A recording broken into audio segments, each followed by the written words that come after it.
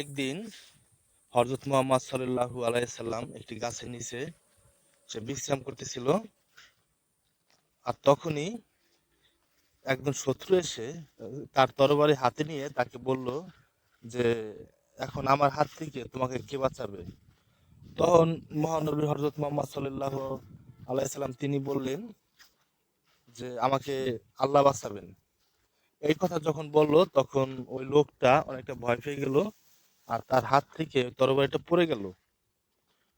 পড়ে যাওয়ার পরে ওই তরবারিটা মুহাম্মদ সাল্লাল্লাহু আলাইহি সাল্লাম তিনি হাত দিয়ে ধরলেন, ধরে আবার তাকে জিজ্ঞাসা করলেন যে, এখন তোমাকে কে বাঁচাবে?